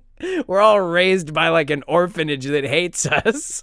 So I understand why we don't understand the general picture about, where we are geopolitically in the world. But like stuff like Iran being like the 5th most powerful military in the world, like most people don't know that. They're like, okay, who's the strongest militaries on earth? U.S., Russia, China, Iran, apparently. Like, it's right there. Yeah, I couldn't tell you. I don't really have the list. I'm sure you could look it up. It's probably a big deal. Looks like Doctor Who's taking off. Good to see you, brother. Thanks for being here with us tonight. I know it's late for you out there. Take it easy, my man. Anyway, I'm still recovering from being sick, as you guys know. I'm like almost back to normal. I got to work today, and my boss was like, "You sound worse than yesterday." I was like, I don't know. I guess it's working its way out. That's good. Precision Rifleman says, Iran, Russia, and China just so happy to be on the same side this time. Yeah, we hope, right? I mean, we hope it's that simple. I think that's the other kicker to this, is that it's just never so easy for us to say, like, oh, these guys and these guys. Like, I don't even think that most of these countries are even at war with each other. Like, Iran was toppled back in the 50s, and they had another conflict in the 70s when they installed the Shah and stuff. And I think that it's probably a captive state. I think there's bigger geopolitical ramifications here. It's always something bigger than what it seems. It's never just like, oh, Trump has a grudge and they didn't listen to him, so he's mad, so he's firing missiles and stuff. Like, I think that we're really, it's more of that, like, we want to get sucked in. We want to pull the trigger and say, this war, but I don't believe any of the geopolitical news. Like, we can study it from the standpoint of wanting to understand it, like, tactically and stuff, but I don't think we should try to understand it, like, theologically or philosophically, because I don't think it's actually that simple. I think it's more complicated than that. They're doing other things than what it looks like they're doing. Even the best example I would say is that they don't want to face accountability for Epstein, so they start a war. And, like, how do we even know? The whole Bible talking about wars and rumors of wars in the end times, you would think that, like, the futurist Christians would be the ones saying, no, it's rumors of wars. You don't even know. And honestly, I mean, like, we're talking about a conflict that at this time can't even be verified to be much larger than the prior conflicts in the region. Like, I mean, obviously, if you really boil it down, there's all this, that, and reports coming in. But ultimately, it's like, what do we see going on here? Like, are they opening up the factories? Everyone's being drafted? Like, World War II, to my point earlier, was so much more like total war. I think that's the term you would use. That people felt it in every aspect of their society. And I'm not saying that won't come to pass in this situation, but it hasn't happened yet. And so it's kind of like right now, it's kind of like, oh, well, what should we believe? Like, what can you believe? You just can't know. We can't know how expansive it really is. Can't trust anything that anyone says. Everybody lies. Everybody talks about how well they're doing. Oh, we're fully successful. We've repelled all attacks. No losses. All enemies killed. Like, that's what everybody does. They just, like, India went to war with Pakistan like for a little while a couple months ago, and they all both lied to the max about how well they were doing and destroying all the other teams' airships and whatever, like, or airplanes and ships. It's just a bunch of BS. And I'm not saying it's all fake. I'm just saying how much confidence can we have in any of the reporting going on? I don't know. You even see videos like Tel Aviv getting hit with rockets, and you're like, is that even real? How do we even know what's real? Is it Arma? Is it AI? Is it AI using Arma for a reference? I mean, who knows?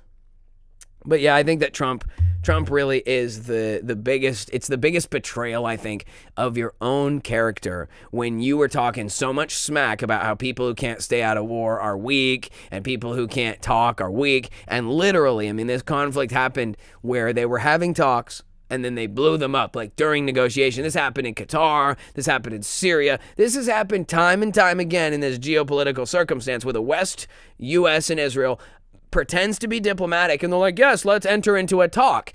Ask for an absolutely unrealistic demand, and when they can't meet it, blow them up in the middle of the meeting. Like, that has totally devastated the credibility of the United States. You know, it's like we can't go now and expect them to sit down at the table and have a peace talk, even if Trump goes away.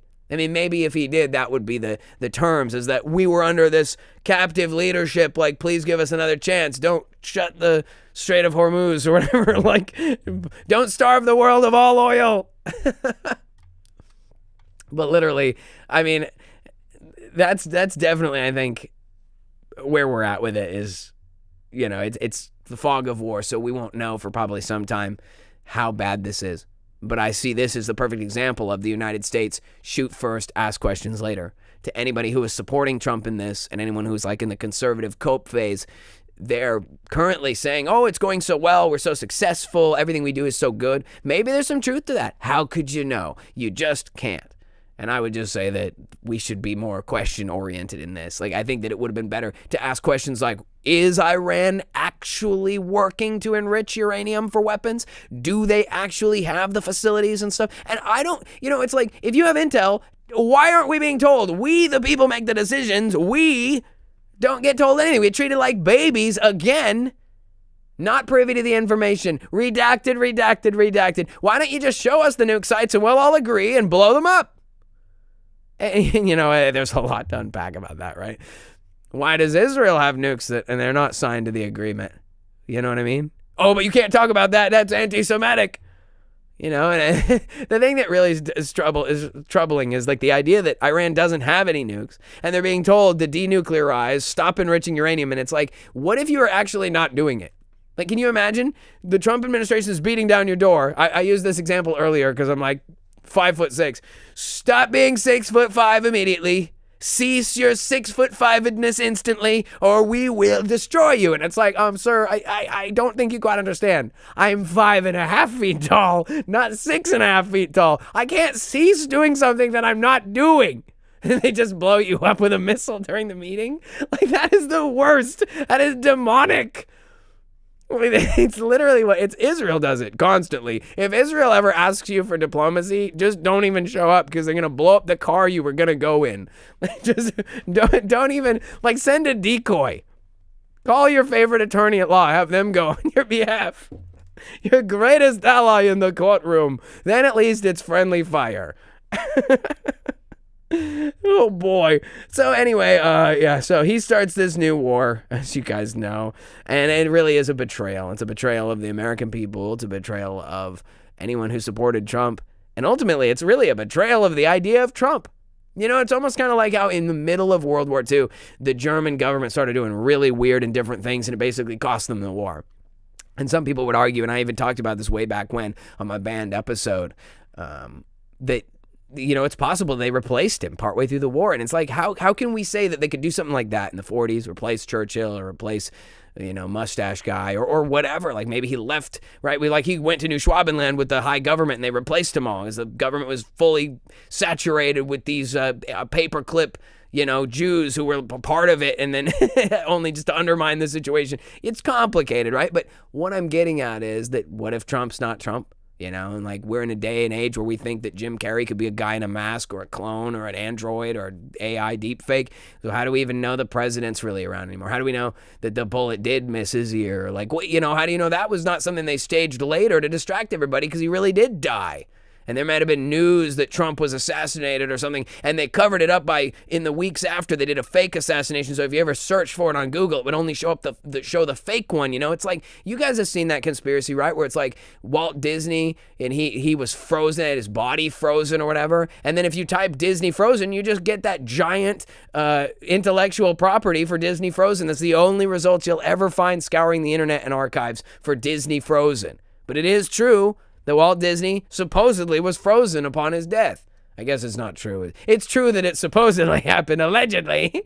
That's allegedly true. Anyway, look at how they do it, right? So now, if you want to know, is this guy the real guy? I guess you just will never know.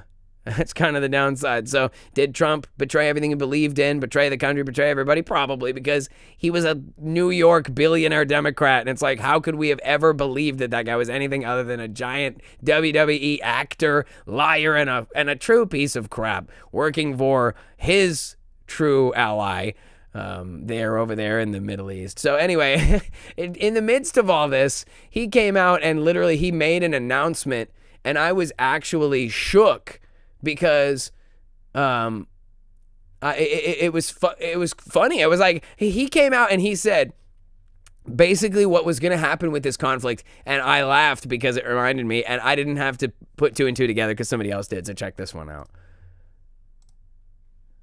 The lives of courageous American heroes may be lost, and we may have casualties. That often happens in war.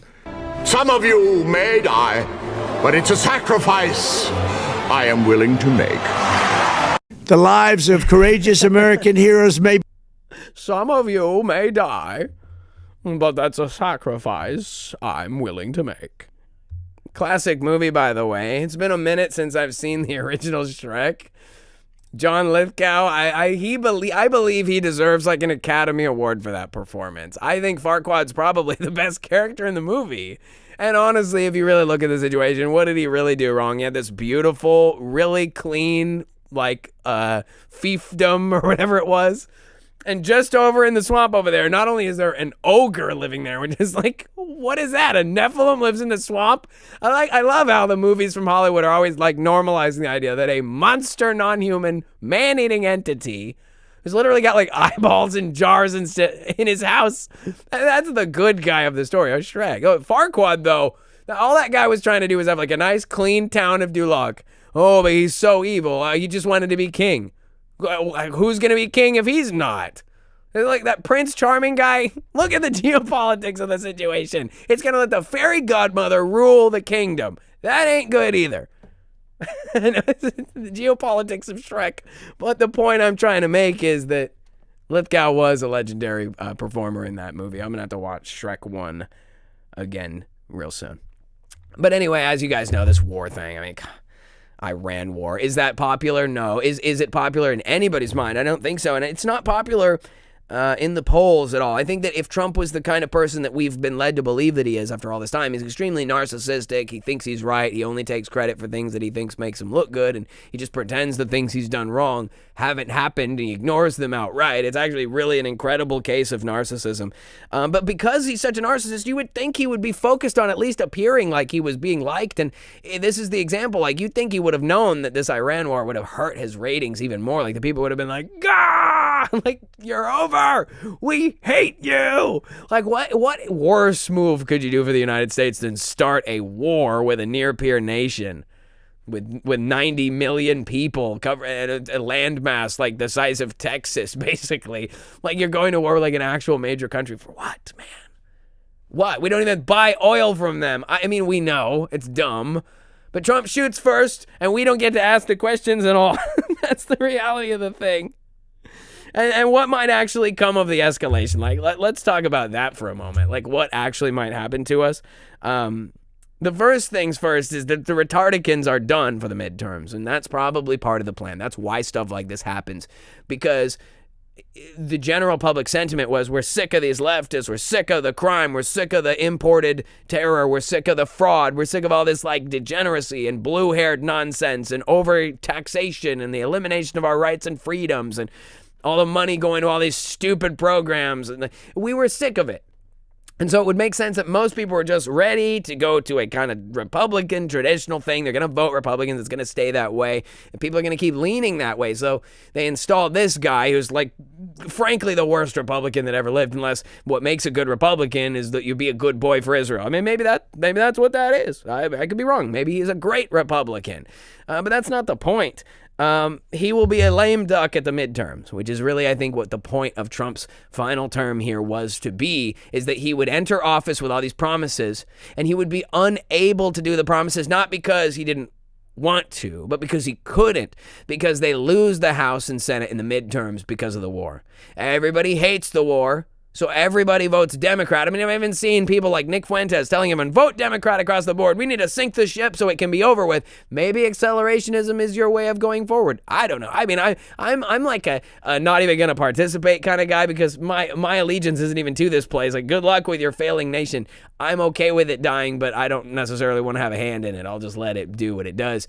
But the basic point is that they will flip the tables on the midterm so that the administration's paralyzed and can't do anything without being vetoed by the Senate and the House, and they won't be able to do anything without getting vetoed by Trump, and the last couple of years of this presidency will just be stalemate, and then whatever they have planned for us next. But it's never really about getting the people to do something. It's just about getting the people to believe that something that's happening is really happening. And so when we have this kind of a conflict, this kind of escalation, you can clearly see that most of the American people oppose this because we're already broke, and we could spend all those hundreds of millions of dollars worth of missiles at home, building bridges and fixing schools up and hospitals and like making things more affordable for Americans and building infrastructure and new farms and stuff that would make our lives better. We could have domestic factories. We could change the EPA regulations. We could have cheap cars again, that they may be more dangerous and run worse, but they're cheap for poor people, like Volkswagen was created to do. Like,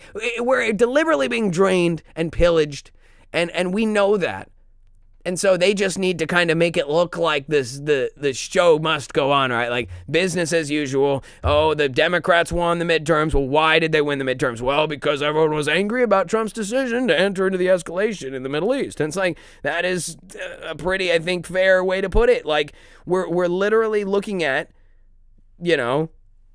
this leads to, again, total flip of the House and the Senate. I wouldn't be surprised, even though, again, it's just like, that's the daily stuff, doesn't really matter, but at least that's what'll happen on paper. And then from there, we can have the rest of Trump's presidency where someone like him and his sycophantic fans can say, it wasn't Trump's fault, the Democrats, blah, blah, blah. So they always have someone else to blame when they do nothing. And when the Democrats can't get anything done, well, if the Republicans, blah, blah, blah, they always it's just the two-party do-nothing doctrine at work.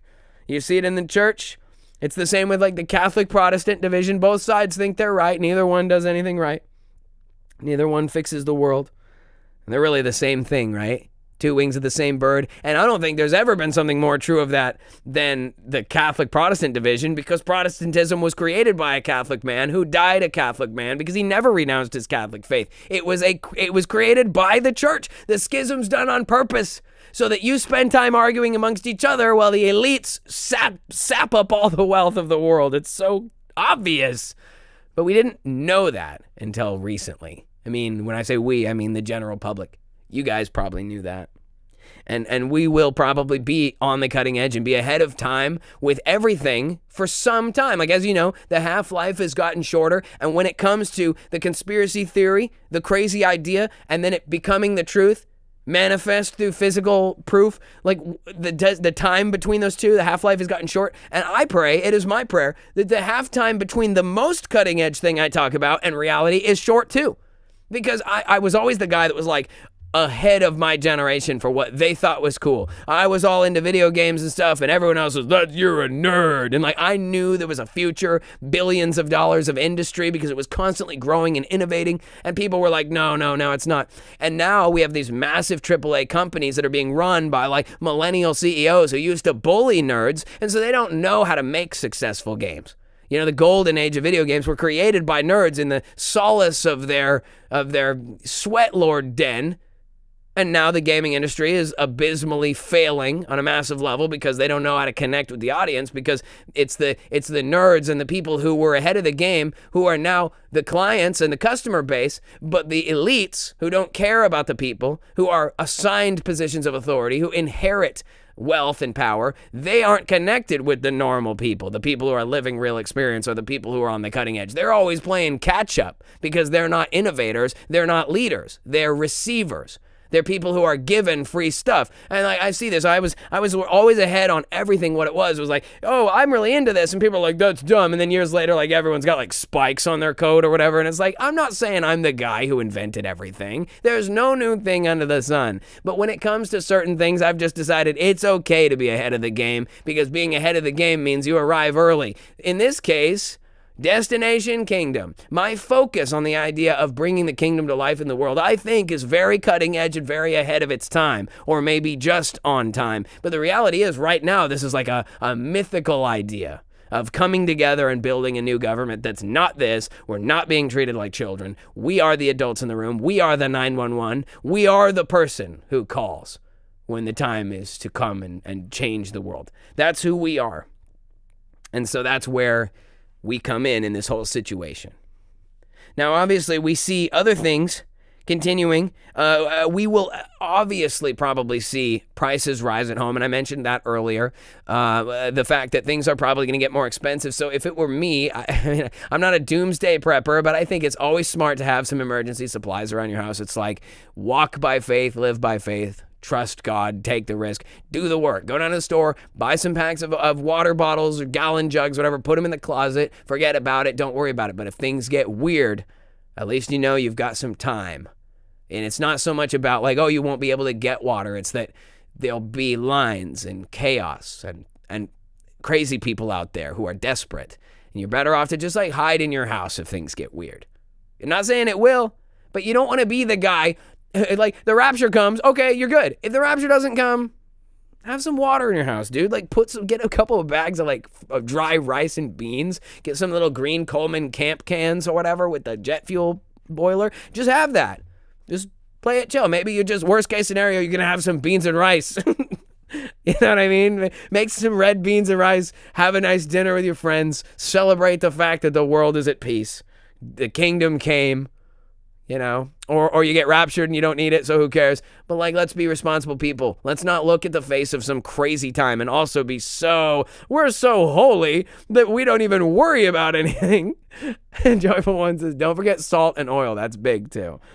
Just, you know, make some decisions that are with consideration to the idea that this is a fragile construct that we live in. That everything just is there at the store shelf when we come to it. That is a special and fragile and frankly a temporal thing that may not survive the coming years, depending on how far this might really go before light comes into the picture.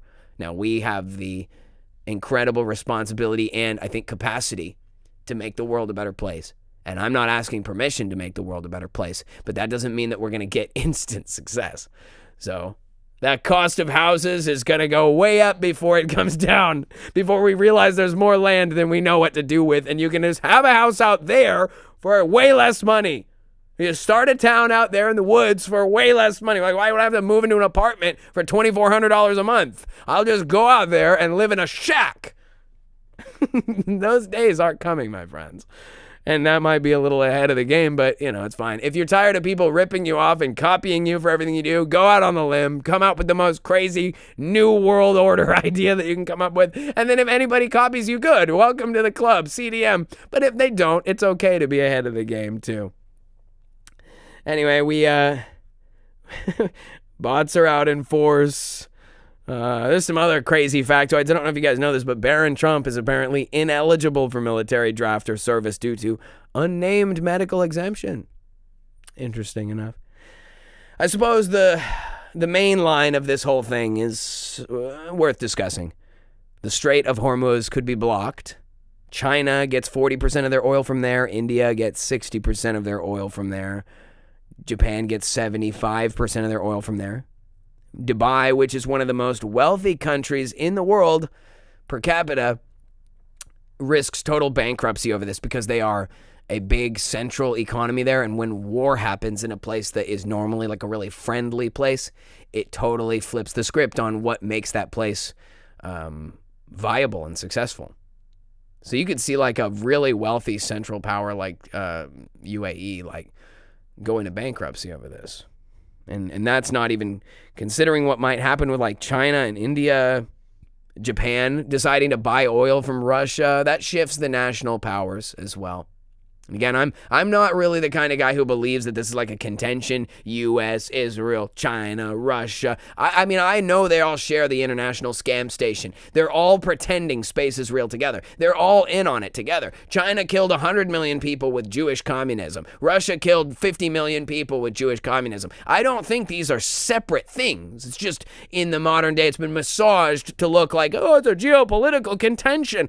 I don't think that's what's going on. I think it's a bigger picture than that. And so I think that there's potential for a lot of stuff to take place. For all we know, Trump going after Iran is actually to choke China off of half of their oil supply by getting the Strait of Hormuz closed. He said he's the chosen one to take on China. I just don't see why we need to go to war with China. We literally have this symbiotic relationship with them where they sell us everything they make and we buy it all and use it. And I happen to like Chinese stuff. The only thing that's Chinese that's ruined my life recently was those fuel injectors I put in Mamalam, and I knew full well what I was doing. That was my fault. The Chinesium and German alloys, they don't mesh together. They don't mix.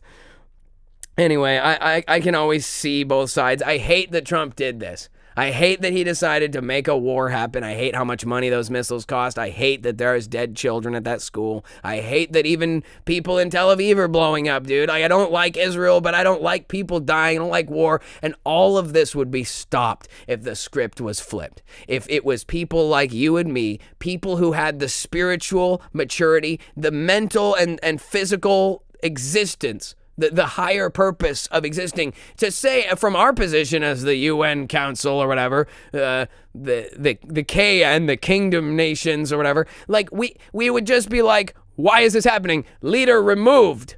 We shouldn't have to ride out a whole bunch of missiles and then it shouldn't be a shoot first, questions later situation. The entire military should be unwilling to act. You don't get to just go to war. We have rules. You can't just put everyone's life at risk for your own bloated ego, which is failing you anyway. People hate you. You're the worst president that I can point to, and that's saying something because Obama destroyed this place. Unbelievable. And I could go on forever. I hate it. There's at least half a dozen American troops dead, right? I think it's more like 8 or 10 is what they've admitted. These facilities have been hit all over, if the info is correct. There's probably dozens of dead American kids. And I just think, why? 2 weeks ago, these people were alive. Families all around the country, their kid was just uploaded on Instagram. You call your mom on Friday or whatever. It's like, hey, mom, and it's like, what are you doing over there? How are things going, son? And now those people, probably women too, they're all at these facilities. These kids are dead. 19, 20, 20-something-year-old kids dead because of rockets from Iran that never would have been fired at us. They never fired anything at us, dude. They never would have. I was we're the nuclear nation with the deterrent. And you can't necessarily bully everyone into doing what you want, but you can certainly say, don't attack me or I'll vaporize you. Whatever happened to the idea of America first? Just build what you want here. We have millions of acres. We have all the resources. What do you need from Iran? Oh, but they might build a nuke, blah, blah, blah. North Korea has a nuke. Why don't you tell them to denuclearize or else? Oh, you can't do that. It's just a game, dude. It's all a show. And I'll tell you, this is the same thing we've talked about in the past. I'll say it one more time. Every time that we come across one of these circumstances where they shoot first and ask questions later, then we have to wait until after the aftermath to get the answers to our questions. We finally get out of the Afghanistan war. Not beautifully. That withdrawal was horrible. That multiple people lost their legs. Hundreds of people died. 12 American service members. Another dozen boys and girls that didn't need to be dead, who could have had a whole future here, who could have contributed to the kingdom and been great parts of this future that we're trying to build here. They're dead because of this insolent sack of crap and everybody who's involved with him. Netanyahu and all these other leaders who don't relate to us. They are not like us. We see all these people willing to say, oh, they're reptilians, they're non-humans. They certainly act like non-humans. They certainly treat us like we're bugs to them. And beyond that, it makes me question this whole thing. I was trying to get to the bottom line. I'm nearly out of time. 2 hours just flies by. Well, let's just say this. In the past, we've shot first, asked questions later. And we've suffered because of it, because we believed there were weapons of mass destruction, and we didn't find out until later when our questions were answered that they lied then.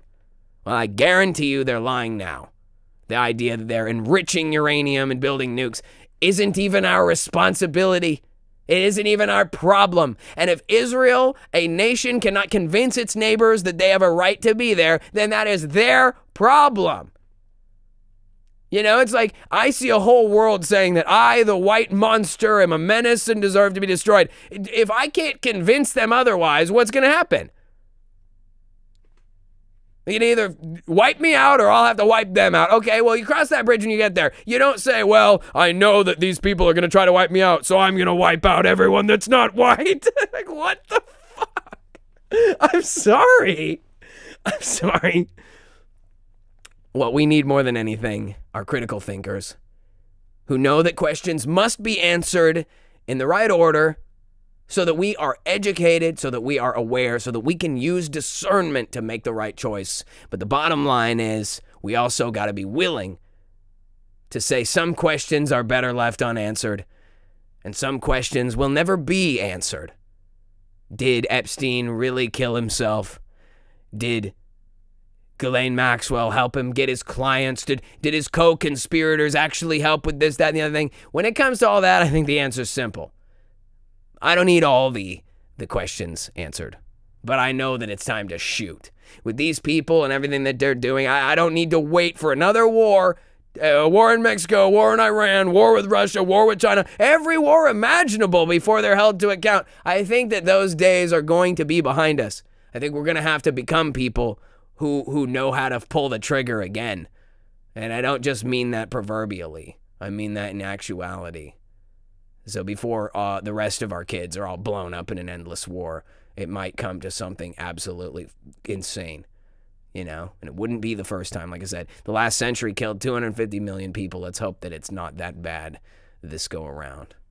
And the only people who can really change that are the people with this higher perspective. That's you and everyone else. So we better do something to teach the world a different way of thinking, a different way of living, or else war like this will never end. It'll always be the ego of the rich and the expense of the poor. And that is no way for us to live. That ain't kingdom quality, if you ask me. So, what's the bottom line then? We have to advance what we can advance. We cannot just sit here and ignore the problems of our time, but we cannot be consumed by them. We have to be practical, and we have to apply what we know is true. Build our foundation on the rock. Gain the discernment to decide when it's time to squeeze the trigger and when it's time to ask those important questions, to gather the information we need, to decide whether it's right to perform a preemptive strike at all, to sit back and defend ourselves, or to simply have peace because the conflict never needed to exist in the first place. That is the kind of leaders we need to be for the new generation. That is the kind of future that we need to create together. And that is what it looks like when the old order passes away. So if anyone wants to be accelerationist about bringing on what is to come, you know how you accelerate bringing the kingdom to the earth? You build it together. And that's what CDM is all about.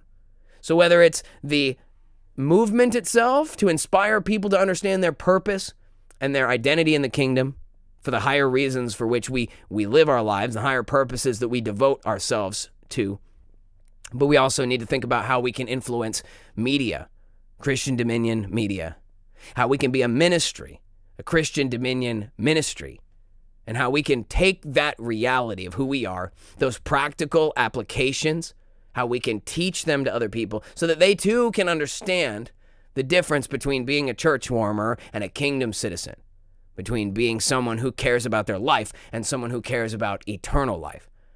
Instead of being people who care about wealth, who care about money, we care about wealth. And instead of worrying about power, we care about authority. Because you must know your authority or you have no authority. Right, Wendy? Guys, God is good. God is so good. And he has a plan for all of us. And even in these times of difficulty and struggle and conflict, we have to remember that God has a plan. And it might look weird, it might look bleak, it might seem impossible, but for those people who have faith, God can do all things. And we can do all things through Christ who strengthens us. So it is our goal, it is our mission, it is our plan to see the world made a better place. And I'm not going to give up just because it looks bad or because we seem outnumbered. God is bigger than the Iran war. He's bigger than the United States. He's bigger than the Trump administration. And God's plan will prevail. Christ says, be in the world and be of good cheer, for he has overcome the world. And I really believe that. And that will be manifested in our lifespan. Look and see. Watch as God's great work is done in our lives. You can see it now, and you will see it as it continues in his holy name. May his kingdom come on earth just as it is in heaven. With all that being said, guys, thank you so much for being here for level 84 of the Main Character Podcast, made possible by the Cult of Con. That's you guys. I am Con Man, and thank you for being here. Tonight's episode was also powered by the Christian Dominion movement, because the truth should not only be declared, it should be imposed. Destination Kingdom. Amen. I'll see y'all later. Take it easy, okay?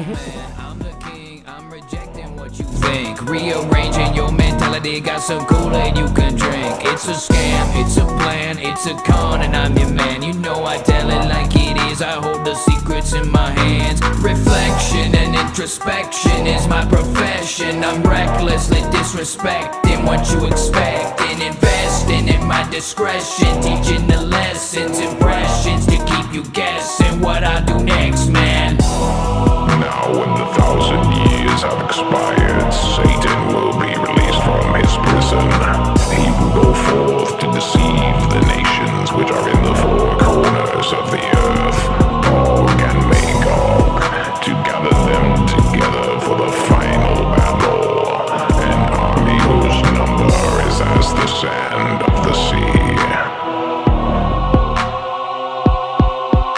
It's amazing the affirmations that come my way when I fake it until I make it. The truth is waiting, complacent organizations. They say I'm racist, they hate and they making payments on my vacation. I'm the man, I'm the king, I'm rejecting what you think. Rearranging your mentality, got some Kool-Aid you can drink. It's a scam, it's a plan, it's a con, and I'm your man. You know I tell it like it is, I hold the secrets in my hands. Reflection and introspection is my